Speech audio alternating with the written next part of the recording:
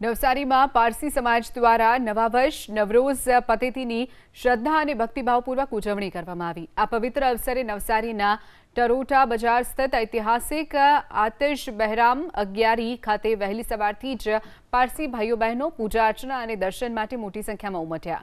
નવસારી ખાતે આવેલું આશરે 125 વર્ષ જૂનું આ આતિશ બહેરામ પારસી સમુદાય માટે દુનિયાભરમાં બીજા નંબરનું સૌથી મોટું અને પવિત્ર ધાર્મિક સ્થળ માનવામાં આવે છે।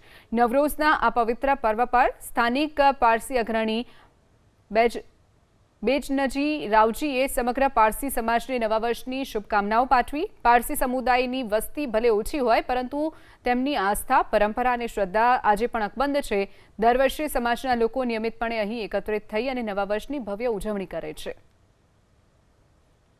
આજે નવું વર્ષ આ દિવસે પારસીઓ વહેલી સવારે ઉઠે છે, વરસાદે તોરણો ટાંગે છે, ચોક પૂરે છે। ચોક એટલે સાથિયા પૂરે છે, એકબીજાને મળીને સાલ મુબારક, નવરોઝ મુબારક, હેપી ન્યુ યર જેવું વિશ કરે છે। આતિશ બહેરામ અને અગિયારી સરસ મજાના તૈયાર થઈને દર્શન કરવા માટે આવે છે। સુખડ અને બાવળની કાઠી અર્પણ કરે છે। એ રીતે સુખડની સુગંધ આપણે ઘસીએ તો ચારે દિશામાં પ્રસરે છે। એ જ રીતે પારસીઓની પણ સુવાસ વિશ્વમાં ચારે કોર પ્રસરતી રહે એવી અપેક્ષા છે।